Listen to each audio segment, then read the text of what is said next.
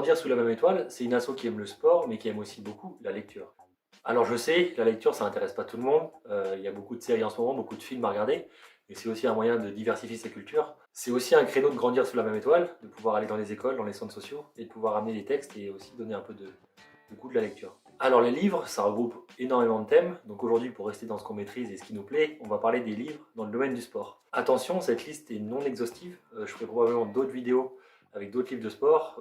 Attention aussi, je sais que dans le sport on aime beaucoup les classements, mais là l'ordre d'apparition des livres n'est pas un classement. Leading de Alex Ferguson. Une fois n'est pas coutume, pour le basketteur que je suis, je vais vous parler de football avec le livre Leading de Alex Ferguson.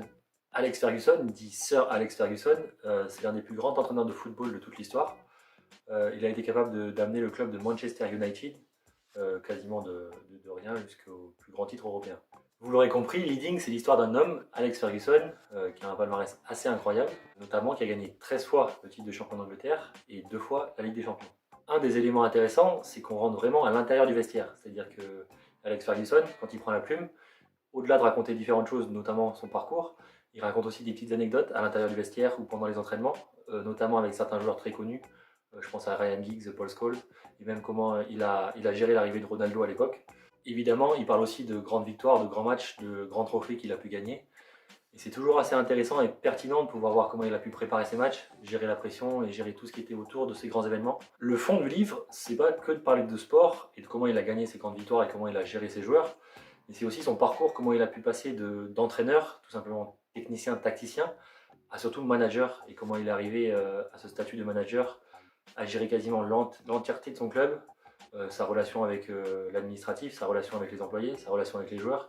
C'était vraiment un tout qui fait qu'au-delà du coach, c'était aussi un manager. Je ne vais pas vous spoiler le livre, mais je vais vous dire que vraiment ça peut être intéressant pour beaucoup de personnes. Tous ceux qui sont intéressés par le sport, ceux qui sont intéressés par le football, notamment, évidemment, ceux qui voudraient devenir coach ou qui sont en phase de devenir un coach, parce qu'il y a beaucoup de clés à retirer de ce livre. Et je pense que même d'une façon plus générale, tous ceux qui sont intéressés par les relations humaines, l'aspect manager, l'aspect leader, c'est aussi le thème de base de ce livre. Il sort parfois un peu du domaine du sport pour donner des clés qui sont un peu plus générales. L'art de la victoire de Phil Knight. L'art de la victoire, c'est aussi une biographie dans le domaine du sport, et c'est la biographie de Phil Knight. Alors vous me direz qui est Phil Knight? Phil Knight, c'est celui qui a créé et fondé la marque Nike. Il a grandi aux États-Unis et il était absolument fan de course à pied. Et c'est même en courant d'ailleurs un jour qu'il a eu ce qu'il appelle son idée folle, de créer sa propre paire de chaussures et de pouvoir éventuellement déjà la porter et plus tard la commercialiser dans le monde entier. Comme dans toute biographie, il y a un réel cheminement, c'est-à-dire que de son idée folle, on comprend comment il a développé des partenariats avec des marques japonaises d'abord pour n'être que revendeur aux États-Unis, avant de lui-même développer son propre concept, ses propres produits et sa propre marque. Encore une fois, je ne vais pas vous spoiler le livre, le but c'est plus de vous en parler, de vous donner envie de le lire. Mais on y apprend comment il a créé son équipe, comment il a créé même le nom Nike, d'où ça vient, ses partenariats avec la plus grande star du basket à l'époque, et qui est toujours d'ailleurs Michael Jordan, sa relation avec Tiger Woods, donc beaucoup de choses en interne qui sont très très intéressantes. Évidemment, c'est un livre pour tous les passionnés de sport, en général, ceux qui aiment la marque Nike, ceux qui aiment le basket, mais globalement tous ceux qui aiment le sport. Et il y a vraiment aussi un intérêt pour ceux qui ont peut-être un côté entrepreneur, qui veulent créer peut-être un business, qui ont une idée qu'ils voudraient développer. Et parfois, c'est toujours pareil, s'inspirer des meilleurs ou s'inspirer de ce qui a été fait. Là, on parle aussi d'un entrepreneur qui a créé une marque de zéro pour l'amener au plus haut niveau international. Et il y a vraiment des clés à retirer, je le conseille vivement. Frère de Kwame Alexander.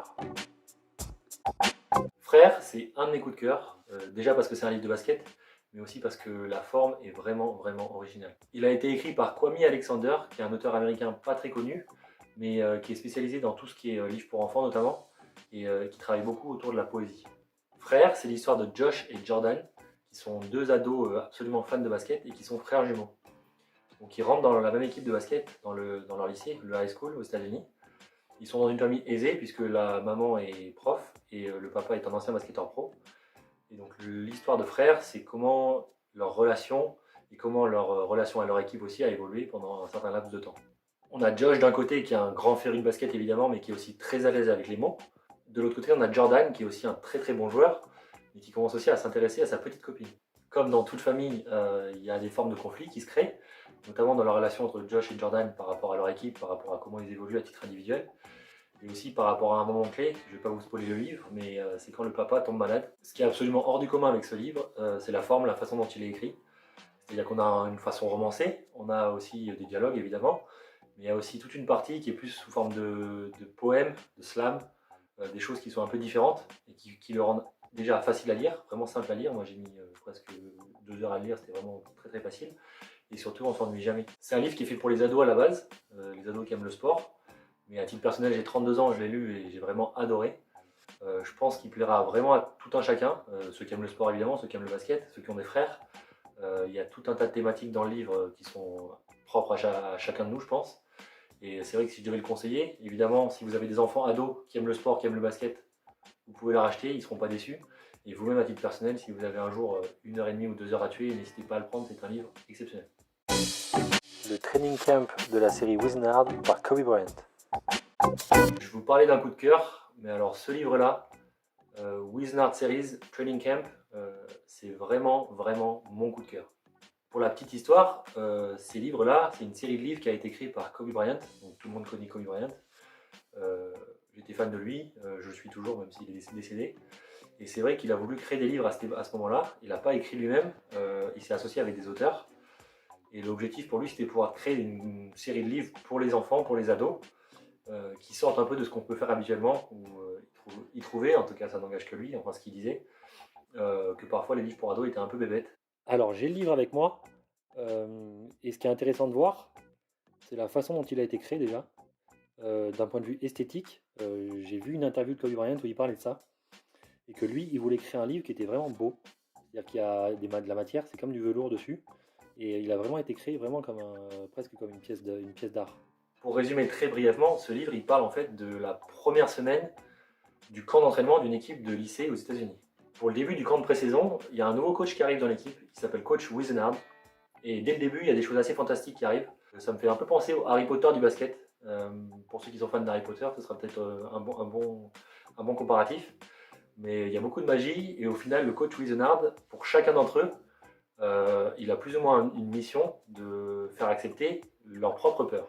Le livre, il est divisé en 5 chapitres pour 5 personnages différents. C'est-à-dire qu'on va revoir la même histoire, mais vue sous l'angle de 5 personnages différents qui ont des problématiques différentes. Le premier personnage, c'est Rain. Alors lui, c'est le leader, la star. Il veut absolument réussir dans le basket, et son seul objectif, c'est de pouvoir sortir de sa misère et de pouvoir devenir professionnel. Le deuxième joueur, c'est Twig. Alors Twig, ça veut dire brindille en anglais. Alors lui, son problème, c'est qu'il a un physique assez ingrat. Il n'est pas trop accepté dans l'équipe, et il a du mal lui-même à l'accepter. Son père lui met beaucoup de pression, parce qu'il veut absolument que lui aussi réussisse. Et du coup, lui, il a la problématique de se dire comment je vais être accepté dans l'équipe. Le troisième, c'est Devon. Son surnom, c'est Cash dans le livre. Alors lui, il a eu un petit problème scolaire avant. Et là, c'est la première fois qu'il ressort de chez lui depuis quelques temps pour intégrer l'équipe. Ses parents l'ont poussé à sortir un peu de chez lui. Et donc il intègre l'équipe avec beaucoup de peur, notamment parce qu'il est très costaud, très physique. Il a eu un petit souci, vous le découvrirez en lisant le livre. Et par rapport à ça, il a beaucoup de problématiques, comment se faire accepter, comment être intégré, et surtout comment pouvoir être bon au basket avec toujours cette peur de blesser quelqu'un. Le quatrième, c'est Peño. Alors Peño, il a perdu sa maman, c'est le grand frère de Lab, dont je vous parlerai juste après. Il s'occupe beaucoup de son papa, beaucoup de son petit frère depuis que sa maman est partie. Et lui, il veut être le leader. Il adore le basket, il veut essayer de gagner le titre. Et c'est vrai qu'il se rend compte que finalement, il a beaucoup donné pour son frère et son papa depuis beaucoup de temps, et qu'aujourd'hui, il veut essayer de trouver sa place dans l'équipe en tant que leader. Le cinquième joueur, c'est Lab, donc le petit frère de Peño. Alors lui, donc il a perdu sa maman aussi. La différence, c'est qu'il a beaucoup de mal à l'accepter. Et donc lui, son cheminement, c'est aussi de pouvoir accepter ça et de pouvoir vraiment construire sa relation avec son grand frère, qui l'aide beaucoup. Et c'est aussi un personnage très touchant. Au final, c'est un livre, vous verrez, qui est fantastique, c'est-à-dire qu'il y a beaucoup de fantastique au sens qu'il y a beaucoup de magie, mais qui est hyper intéressant parce que au-delà du sport en lui-même, comment cette équipe va évoluer, c'est aussi les relations humaines, comment chaque personnage avec ses propres problématiques arrive à trouver sa place ou va gagner sa place. Et je pense que c'est une belle leçon pour beaucoup de gens. Moi personnellement, si je devais le conseiller à tous les coachs et même tous les joueurs, tous les sportifs, vraiment lisez-le. C'est un livre qui est hyper poignant. Il y a un hic malheureusement avec ce livre, c'est qu'il n'existe pas en français. Donc si vous ne parlez pas très bien anglais, ça sera une bonne occasion de l'apprendre, l'anglais, ou en tout cas de développer la langue. Mais, et en plus, il est très difficile à trouver, notamment depuis que Kobe Bryant est décédé. Je pense qu'il est parti très vite. Il existe en livre audio et de différentes formes. Voilà, je vous ai parlé de 4 livres qui sont pour moi très très intéressants, très poignants. Je vous les conseille vivement. Comme j'ai dit en début de vidéo, la liste elle n'est pas du tout exhaustive. On en fera d'autres, j'en ferai d'autres, sur d'autres peut-être des thématiques, mais en tout cas dans le sport, je pourrais en refaire d'autres aussi. J'ai essayé de pas trop parler de basket, même s'il y en a 2 sur 4 qui sont dans le basket. Ils sont tous accessibles facilement, sauf celui de Kobe Bryant qui est plus compliqué à trouver. Si vous avez besoin, n'hésitez pas à demander en commentaire, je pourrais vous aider à le trouver. Pareil en commentaire, n'hésitez pas aussi à donner vos avis ou à parler de vous-même des livres que vous avez lus qui vous plaisent. Dans tous les cas, il y a un article sur le site grandirsouslamemétoile.fr où je décrirai encore une fois les livres de façon écrite. Vous pouvez aussi nous rejoindre sur les réseaux sociaux, on est partout, Facebook, Instagram, LinkedIn, Twitter et même TikTok. Abonnez-vous à la chaîne aussi, sonnez la petite cloche et je vous ferai d'autres vidéos très très vite.